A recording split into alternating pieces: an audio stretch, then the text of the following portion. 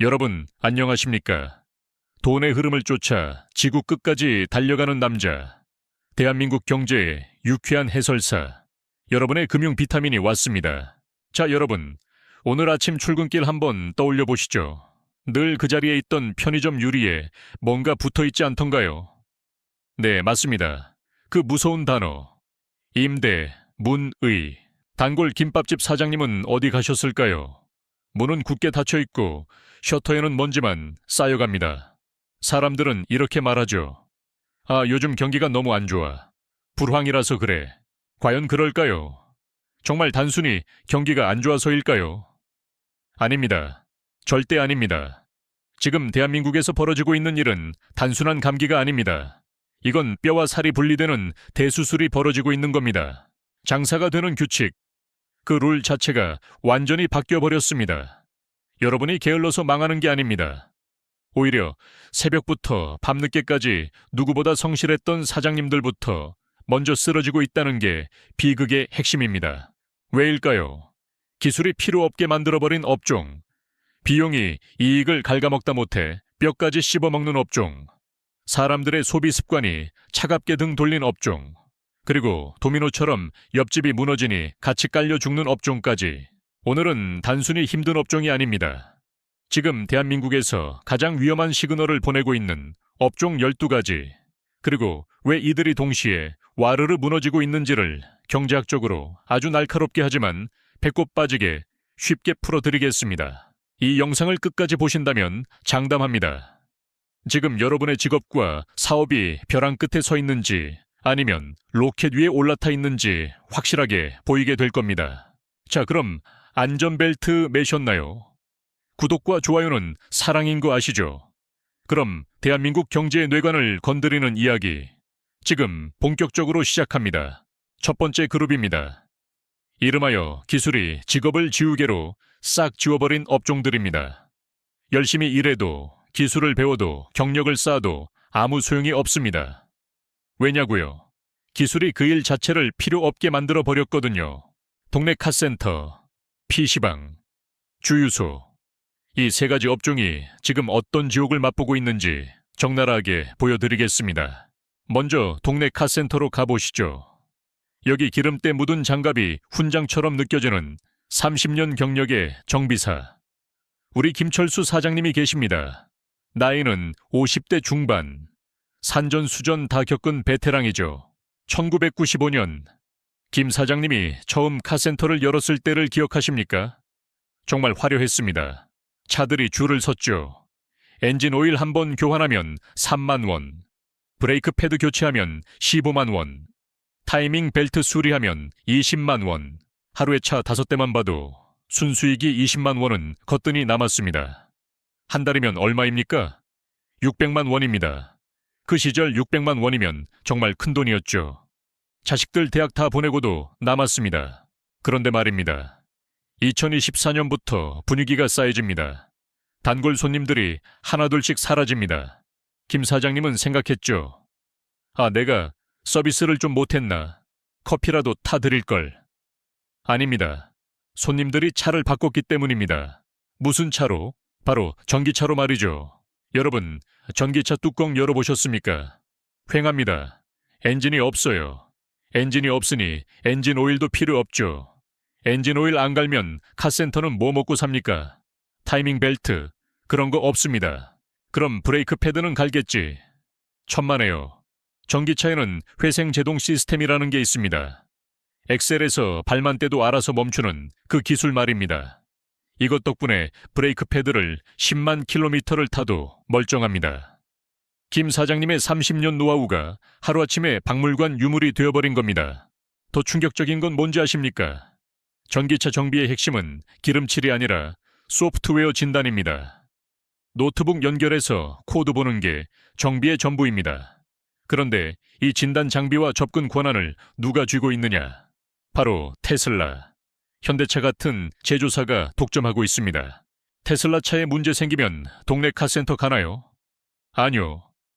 테슬라 서비스 센터로 가야 합니다. 못 고칩니다. 손도 못 대요. 국내 카센터 사장님들은 그냥 구경만 해야 하는 처지입니다. 숫자로 팩트체크 한번 들어가겠습니다.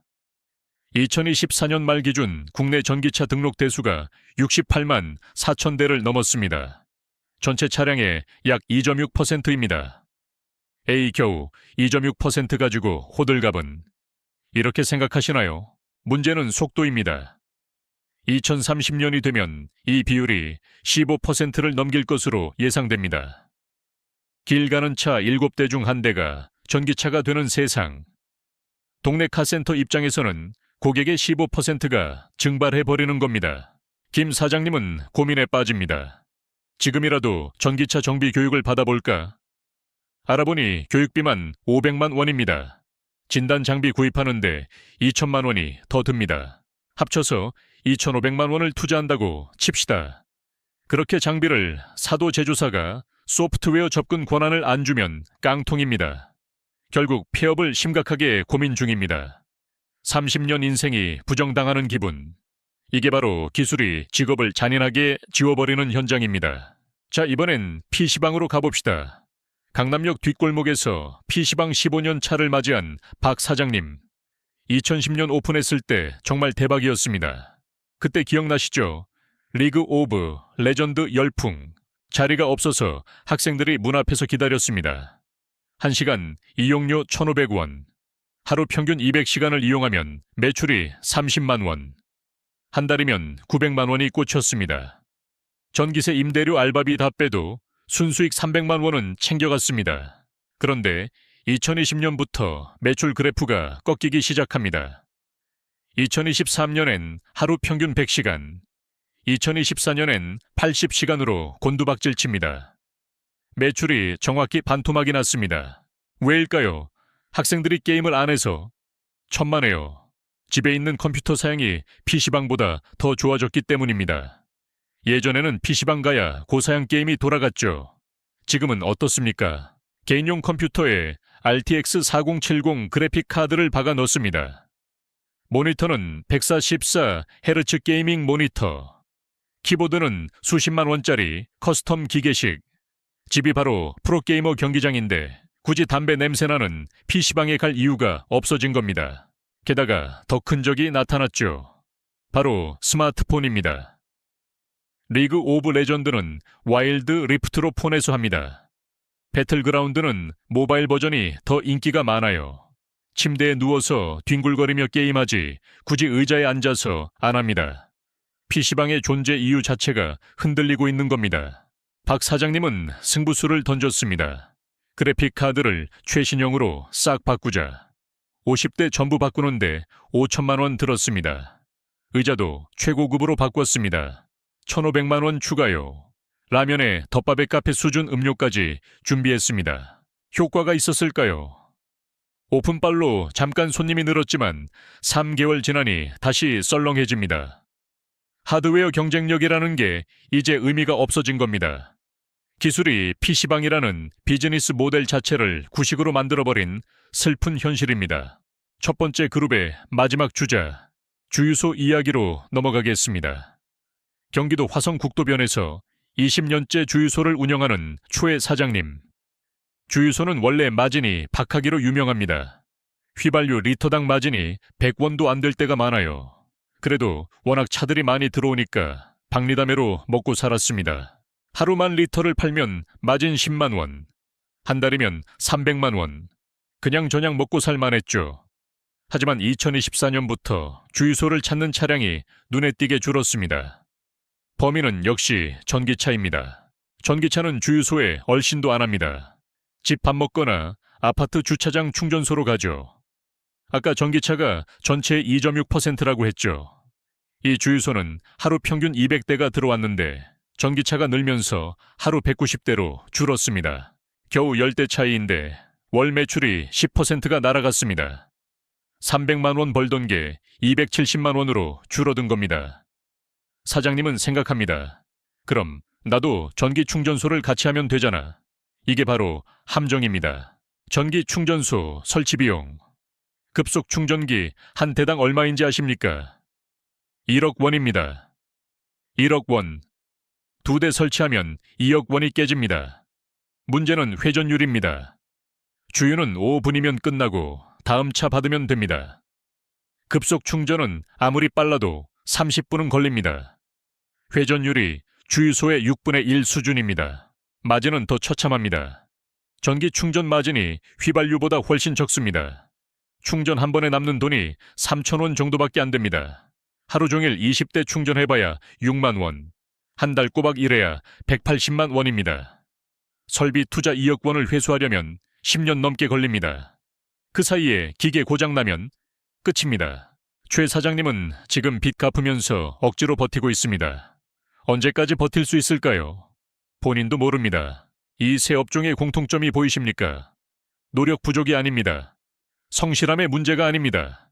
기술의 문제입니다. 아무리 열심히 바닥을 닦고 인사를 크게 해도 기술이 그 일 자체를 필요 없게 만들어버리면 답이 없습니다. 이게 바로 기술이 직업을 지우개처럼 지워버리는 2026년의 잔인한 풍경입니다. 자, 이제 두 번째 그룹으로 넘어가 볼까요? 숨 좀 고르시고요. 물 한 모금 마시세요. 더 열받는 이야기가 기다리고 있으니까요. 두 번째 그룹은 이름하여 비용이 장사를 죽이는 업종들입니다. 열심히 일합니다. 손님도 제법 많아요. 매출도 오르는 것 같아요. 그런데 정산해보면 남는 게 없습니다. 아니, 오히려 마이너스입니다. 비용이 이익을 좀비처럼 뜯어먹는 장사가 됐거든요. 김밥집, 목욕탕, 화물 운송, 이 세 업종이 겪고 있는 기가 막힌 현실을 파헤쳐 보겠습니다. 국민 간식 김밥. 서울 관악구에서 10년째 김밥을 마는 이모님을 만나봅시다. 김밥 한 줄에 3,000원입니다. 손님들은 말하죠. 아니, 김밥이 왜 이렇게 비싸? 예전엔 1,000원이었는데. 하지만 사장님 입장에선 이미 피눈물 나는 한계 가격입니다. 원재료비부터 계산이 두드려 볼까요? 김 200원, 밥 300원, 단무지 100원, 햄 200원, 당근 시금치 우엉 합쳐서 300원, 참기름 소금 100원, 재료비만 총 1,200원입니다. 김밥 한 줄 팔면 1,800원 남네. 오, 쏠쏠한데. 천만에요. 이제부터 진짜 지옥의 계산이 시작됩니다. 인건비 보시죠. 2025년 최저임금이 시급 1030원입니다. 하루 8시간 일하는 직원 한 명 쓰면 하루 8만 240원. 한 달 22일 근무하면 월급이 176만 5280원입니다. 여기에 주휴수당 4대 보험까지 얹으면 직원 한 명당 한 달 200만 원이 훌쩍 넘습니다. 이걸 김밥으로 환산해 볼까요? 월 200만 원을 김밥 마진 1,800원으로 나누면 1,111줄입니다. 하루로 나누면 약 50줄입니다. 직원 한 명 월급 주려면 하루에 김밥 50줄을 말아야 합니다. 50줄 팔 때까지는 사장님 몫은 0원입니다. 임대료는 어떻습니까? 관악구 골목 상권 10평짜리 가게 임대료가 월 150만 원입니다. 김밥으로 환산하면 833줄, 하루 38줄을 더 팔아야 합니다. 전기세 가스비, 수도세 합치면 월 50만 원, 김밥 278줄, 하루 13줄입니다. 자, 총정리 들어갑니다. 인건비 50줄, 임대료 38줄, 공과금 13줄, 합계 101줄, 눈 뜨자마자 김밥 101줄을 팔아야 겨우 본전입니다. 102번째 김밥부터가 사장님 돈인데 요즘 김밥집 하루에 200줄 팔기 힘듭니다. 이 김밥집 사장님은 결국 직원을 다 내보내고 혼자 일합니다. 아침 7시에 출근해서 밤 9시에 퇴근합니다. 하루 14시간 노동. 그래야 인건비 50줄을 아낄 수 있거든요. 그럼 하루 51줄만 팔면 되는 거 아니냐고요. 최종 보스가 남았습니다. 바로 배달 플랫폼 수수료입니다. 요즘 김밥집 배달 안 하면 굶어 죽습니다. 그런데 배달의민족 쿠팡이츠 수수료가 15%에서 20%입니다. 3,000원짜리 김밥 배달하면 450원에서 600원이 수수료로 날아갑니다. 남은 마진 1,800원에서 수수료 600원 빼면 1,200원 남습니다. 원재료비랑 똑같습니다. 배달 김밥은 팔아봤자 남는 게 거의 없습니다. 그냥 봉사활동하는 겁니다. 하루 14시간 일해서 한 달 순수익 200만 원 정도 가져갑니다. 시급으로 환산하면 4,800원입니다. 최저임금 만 30원의 절반도 안 되는 돈. 가격을 올리면 손님이 끊기고 내리면 적자가 나는 진퇴양난. 이게 비용이 이익을 잠식하는 좀비 장사의 실체입니다. 다음은 뜨끈한 목욕탕 이야기입니다. 인천 부평구에서 25년째 굴뚝에 연기 피우는 목욕탕. 목욕탕은 물과 가스를 미친 듯이 쓰는 업종입니다. 하루 종일 수십 톤의 온수를 40도로 유지해야 합니다. 사우나는 90도로 펄펄 끓여야 하죠. 비용 명세서 한번 보실까요? 심장이 멎을 수도 있습니다. 가스비부터 갑니다. 하루 24시간 보일러 돌리는데 LNG가 어마어마하게 들어갑니다. 하루 가스비만 35만 원입니다.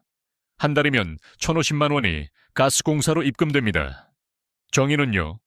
펌프 돌리고 환풍기 돌리고 에어컨 틀고 하루 25만 원, 한 달 750만 원입니다. 수도세는 하루 10만 원, 한 달 300만 원이고요.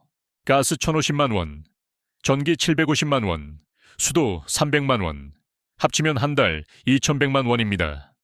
이게 뭐냐고요? 고정 비용입니다. 손님이 한 명도 안 와도 문 여는 순간 2,100만 원이 나가는 겁니다. 여기에 직원 인건비 들어갑니다. 카운터 2명 청소, 2명 보일러, 기사 1명. 최소 5명은 있어야 굴러갑니다. 인건비 한 달 1,000만 원 추가요. 임대료는 월세 500만 원이라고 칩시다. 총 고정 비용 2,100만 원 더하기 1,000만 원 더하기 500만 원. 한 달 3,600만 원입니다. 매출은 얼마나 돼야 할까요? 입장료가 10,000원이라고 하면 한 달에 3,600명이 와야 본전입니다. 하루 120명입니다. 이 목욕탕은 평일 70명, 주말 150명 정도 옵니다. 평균 하루 100명입니다. 한 달 3,000명, 매출 3,000만 원입니다. 비용은 3,600만 원인데 매출은 3,000만 원. 앉아서 한 달에 600만 원씩 적자를 보고 있습니다. 여기서 진짜 공포영화가 시작됩니다. 사장님이 폐업하고 싶어도 못한다는 사실입니다. 목욕탕 건물 철거비가 얼마나 드는지 아십니까? 5억 원입니다. 5억 원. 보일러 뜯고, 배관 뜯고, 타일 다 깨부수고, 폐기물 처리하는 데만 아파트 한 채 값이 들어갑니다. 철거비가 없어서 적자를 보면서도 억지로 문을 열고 있는 겁니다. 이게 지옥이 아니면 뭐가 지옥일까요? 마지막으로 화물 운송기사님 이야기입니다. 경남 창원에서 1톤 화물차를 모는 10년차 기사님. 하루 10시간 운전대를 잡습니다. 새벽 6시 출발 저녁 6시 퇴근. 한 달 300시간 일해서 월 수입 400만 원 정도를 찍습니다. 와, 400만 원. 월급쟁이보다 낫네 라고 생각하셨다면 경기도 오산입니다. 이 400만 원은 매출이지 순수익이 아닙니다. 기름값부터 빼봅시다. 경유값이 리터당 1,500원이라고 치면 하루 50리터를 씁니다. 하루 7만 5천 원. 한 달 22일 일하면 165만 원이 주유소로 갑니다. 차량 할부금 3천만 원짜리 트럭 5년 할부로 사서 월 60만 원 나갑니다. 보험료, 영업용 화물차 보험 엄청 비쌉니다. 월 50만 원. 엔진 오일 갈고 타이어 갈고 톨게이트비 내고 하면 월 30만 원 더 깨집니다. 계상이 두드려 볼까요? 유류비 165만 원, 할부금 60만 원, 보험료 50만 원, 기타 30만 원, 총 비용 305만 원입니다. 수입 400만 원에서 비용 305만 원을 빼면 95만 원 남습니다. 한 달에 300시간 도로 위에서 목숨 걸고 운전해서 손에 쥐는 돈이 95만 원. 시급으로 나누면 3,167원입니다. 2025년 최저임금만 30원의 3분의 1도 안 됩니다. 편의점 알바보다 못 버는 사장님. 이게 바로 화물 운송업의 비참한 현주소입니다. 이 세 업종의 공통점이 보이시나요? 비용 상승 속도가 매출 상승 속도를 아득히 추월해버렸다는 점입니다. 최저임금은 오르고 기름값도 오르고 가스비도 오릅니다. 하지만 가격은 못 올립니다. 올리면 손님이 떠나니까요. 결국 뼈 빠지게 일해서 남 좋은 일만 시키는 구조. 이게 바로 2026년 자영업의 서글픈 자화상입니다. 자, 이제 절반 왔습니다. 숨이 턱턱 막히시나요? 하지만 아직 끝이 아닙니다. 소비 습관이 바뀌어서 망하는 업종들, 그리고 옆집이 무너져서 억울하게 죽는 도미노 업종들이 남아 있습니다. 자, 계속해서 달려보겠습니다. 준비되셨죠? 세 번째 그룹입니다. 이름하여 소비 습관이 바꾼 업종들입니다. 기술도 괜찮습니다.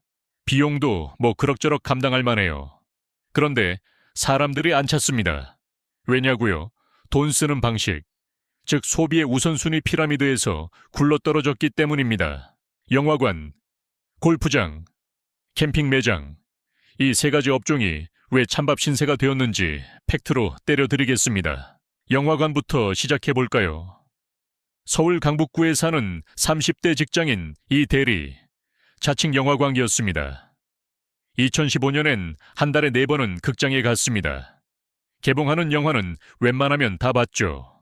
그런데 2024년엔 한 번도 안 갔습니다. 왜일까요? 계산기를 한번 두드려 봤거든요. CGV 영화표 한 장에 15,000원입니다. 거기에 팝콘 콤보 하나 먹어야죠. 10,000원 추가, 주차비 5,000원, 기름값 5,000원, 영화 한 편 보는데 총 35,000원이 깨집니다. 커플이 가면 70,000원입니다. 70,000원이면 삼겹살이 몇 인분입니까? 반면 넷플릭스는 어떻습니까? 프리미엄 요금제가 한 달만 7,000원입니다. 한 달 동안 영화 20편을 봐도 17,000원입니다. 영화 한 편당 850원인 셈입니다. 극장은 한 편에 35,000원, OTT는 한 편에 850원. 가격 차이가 무려 40배입니다. 그래도 극장은 큰 화면과 빵빵한 사운드가 있지 않냐고요? 맞는 말입니다. 하지만 요즘 집집마다 65인치 TV는 기본입니다. 사운드 봐도 빵빵하죠. 화질 차이가 체감이 안 됩니다. 게다가 극장은 불편합니다.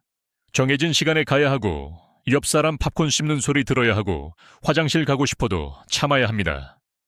집에서 보면요, 편한 소파에 누워서 멈추고 싶을 때 멈추고, 재미없으면 끄고, 딴 거 보면 됩니다.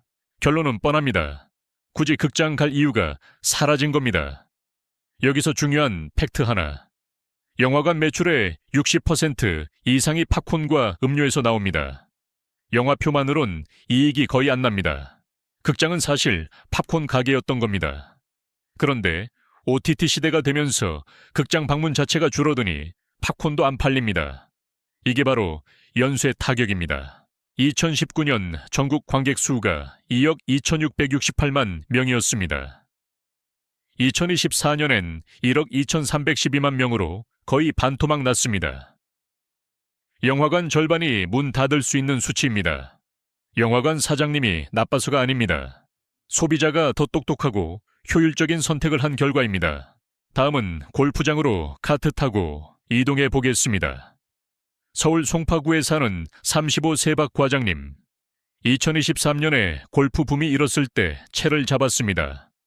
레슨 3개월 받고 스크린 골프장 다니면서 머리 올릴 날만 기다렸죠. 드디어 필드 나가는 날. 비용 계산하다가 기절할 뻔했습니다. 비회원제 골프장 주말 그린피가 25만 원입니다. 캐디비 5만 원, 카트비 3만 원, 끝나고 밥 먹으면 3만 원. 라운드 한 번에 36만 원이 순삭됩니다. 스크린 골프는요, 한 게임에 3만 원입니다. 필드 한 번 나갈 돈이면 스크린 12번을 칠 수 있습니다. 시간은 또 어떻습니까? 필드는 이동 시간 포함해서 7시간이 걸립니다. 하루 다 가는 거죠. 스크린은 1시간이면 끝납니다. 같은 주말인데 효율이 7배 차이 납니다. 게다가 요즘 젊은 친구들 합리적입니다.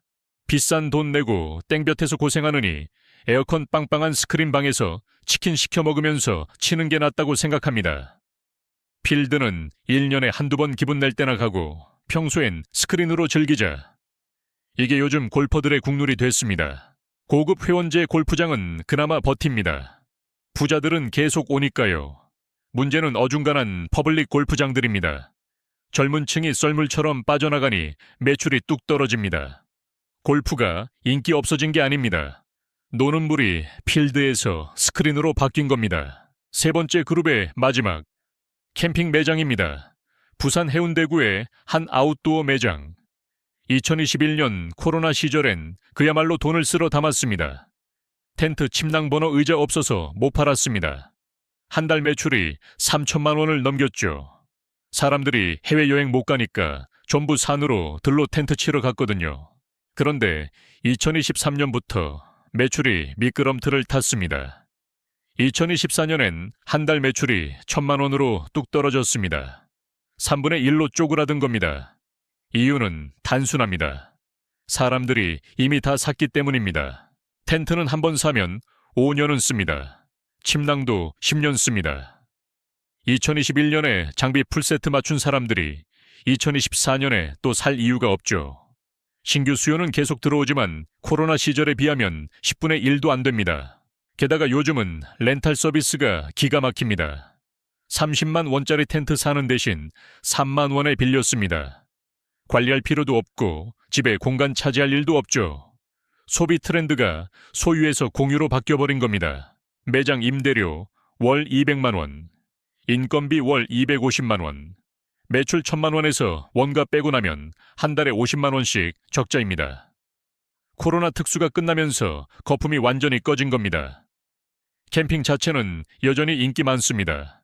주말마다 캠핑장은 10,000원이니까요. 문제는 장비를 새로 사는 사람이 없다는 겁니다. 소비의 방식이 바뀐 것뿐인데 매장은 죽어나갑니다. 자, 드디어 마지막 네 번째 그룹입니다. 가장 억울한 그룹이죠. 구조 붕괴가 만든 연쇄 부도 업종들입니다. 자기는 잘못한 게 하나도 없습니다. 정말 열심히 살았어요. 그런데 옆 동네 산업이 무너지니까 같이 깔려 죽는 업종들입니다. 도미노처럼 쓰러지는 연쇄, 파산의 현장, 동대문 의류 도소매, 부동산 중개, 인테리어와 가구, 이 세 업종이 맞이한 비극을 보시겠습니다. 동대문 의류시장에 불 꺼진 밤을 아십니까? 새벽 3시에 출근하는 동대문 도매상 20년 차 초의 사장님. 전국에서 올라온 소매상들로 북적대던 게 엊그제 같습니다. 2015년엔 하루 매출이 500만 원 나왔습니다. 한 달이면 1억 5천만 원. 마진 30%면 월 순수익 4,500만 원이었죠. 빌딩 올릴만 했습니다. 2024년 하루 매출이 100만 원으로 떨어졌습니다. 5분의 1로 줄어든 겁니다. 누구 때문일까요? 바로 중국 플랫폼 공습입니다. 알리익스프레스, 테무, 쉬인, 이른바 알테쉬, 이 세 플랫폼이 동대문을 초토화시켰습니다. 가격 비교 들어갑니다. 놀라지 마세요. 동대문 봄 티셔츠 한 장, 도매가가 15,000원입니다. 국내 공장에서 만들어서 가져오는 원가죠. 그런데 알리익스프레스에서 똑같이 생긴 티셔츠가 얼마인지 아십니까? 3,000원입니다. 3,000원, 5분의 1 가격입니다. 중국 공장에서 대량 생산해서 소비자 집으로 바로 쏴줍니다. 중간 유통 단계가 아예 없습니다. 동대문은 공장 도매상, 소매상 소비자. 3단계를 거치면서 마진이 붙죠. 게임이 안 됩니다. 소비자 입장에선 15,000원 대 3,000원. 고민할 필요가 없습니다. 일단 3,000원짜리 사보고 별로면 잠옷으로 입지 뭐. 이렇게 생각합니다. 한 달 매출 3천만 원에서 마진 900만 원. 임대료 500만 원. 인건비 300만 원 빼면 순수익 100만 원입니다. 20년 하던 장사가 편의점 알바보다 못한 신세가 됐습니다. 동대문이라는 거대한 생태계가 중국산 저가, 공세의 뿌리째 흔들리고 있는 겁니다. 부동산 중개업으로 가봅시다. 경기도 수원시 부동산 중개소 15년 차 김 소장님. 2021년 불장일 때는 한 달에 매매 3건, 전월세 5건은 했습니다. 매매 수수료 200만 원, 전월세 50만 원, 한 달 수입이 850만 원이었죠. 꽤 괜찮았습니다. 2024년 한 달에 매매 0건, 전월세 2건, 수입이 100만 원으로 떨어졌습니다. 8분의 1 토막이 났습니다. 이유는 두 가지입니다. 첫째, 거래 절벽입니다. 금리는 높고 집값은 비싸니 아무도 집을 안 삽니다. 2024년 주택 매매 거래량이 직전 10년 평균의 66% 수준이었습니다. 거래가 없으니 수수료도 없습니다. 굶어야죠. 둘째, 플랫폼 직거래입니다. 네이버 부동산, 직방, 다방, 여기서 매물 보고 집주인한테 직접 연락해서 계약하는 똑똑한 사람들이 늘었습니다. 굳이 중개사 끼고 수수료 200만 원 낼 필요 있나? 계약서 대필만 5만 원에 맡기자. 이런 식입니다. 거래량 감소와 직거래 플랫폼이라는 쌍두마차가 중개사들의 밥그릇을 걷어차 버렸습니다. 마지막으로 인테리어와 가구 업종입니다. 여기는 부동산과 한 몸입니다. 건설 경기가 얼어붙고 이사가 줄어들면 같이 죽는 운명 공동체죠. 경기도 성남시 인테리어 회사. 2021년엔 한 달에 아파트 공사 4건은 했습니다. 한 건당 2천만 원, 월 매출 8천만 원, 순수익 2천만 원. 지금은요, 한 달에 한 건도 못 따는 다리사 개월 연속입니다. 인테리어 수요는 신축 입주나 이사 갈 때 생깁니다. 그런데 건설사가 아파트를 안 짓습니다. 이사도 안 갑니다. 고치고 살아야 하는데 돈 없으니 도배만 하고 맙니다. 인테리어 시장 자체가 증발해버린 겁니다. 가구점도 마찬가지입니다. 2021년엔 새 아파트 입주민들이 혼수가구 싹쓸이에 갔습니다. 침대 소파, 식탁 세트로 1,000만 원씩 긁었죠. 지금은 가구점 파리만 날립니다. 매출이 5분의 1로 줄었습니다. 건설이 무너지면 부동산 거래가 줄고, 거래가 줄면 인테리어 수요가 사라지고, 인테리어가 안 되면 가구가 안 팔립니다. 이게 무시무시한 도미노 효과입니다. 이 사장님들은 지금 대출 이자 갚으면서 하루하루 피를 말리고 있습니다. 자, 여러분, 오늘 우리는 총 12가지 업종의 슬픈 민낯을 봤습니다. 동네 카센터, PC방 주유소, 기술이 지워버린 업종, 김밥집 목욕탕, 화물차, 비용이 죽인 업종, 영화관 골프장, 캠핑 매장, 소비 습관이 바꾼 업종, 동대문 부동산 인테리어, 도미노처럼 쓰러진 업종, 지금 달력을 보십시오. 2026년 1월입니다. 지금 이 순간에도 이 업종들은 조용히 무너져 내리고 있습니다. 내일 뉴스에서 자영업 폐업률 역대 최고. 이런 헤드라인이 나와도 놀라지 마십시오. 우리는 이미 이유를 다 알고 있으니까요. 하지만 여러분, 절망만 하라고 이 영상을 만든 게 아닙니다. 아직 선택할 시간이 있습니다. 지금 당신이 하고 있는 일, 당신이 준비하고 있는 사업을 냉정하게 바라보십시오. 그 일은 기술이 바뀌어도 인공지능이 나와도 여전히 인간의 손길이 필요한 일입니까? 최저임금이 오르고 가스비가 올라도 가격을 올려서 받을 수 있는 대체 불가능한 일입니까? 사람들의 소비 트렌드가 바뀌어도 굳이 지갑을 열고 찾아올 만한 매력이 있습니까? 옆 동네 산업이 무너져도 독자적으로 살아남을 수 있는 튼튼한 뿌리가 있습니까? 만약 이 질문들에 자신 있게 내라고 대답할 수 없다면 당신은 지금 시한폭탄 위에 서 있는 겁니다. 위기는 예고 없이 찾아오지 않습니다. 단지 우리가 신호를 무시했을 뿐입니다. 움직이십시오. 공부하십시오. 그리고 변화하십시오. 지금 당장 말입니다. 오늘의 유쾌하지만 뼈 때리는 경제학은 여기까지입니다. 여러분의 생존과 번영을 진심으로 응원합니다. 구독과 좋아요 누르신 분들은 대박 나실 겁니다. 안녕.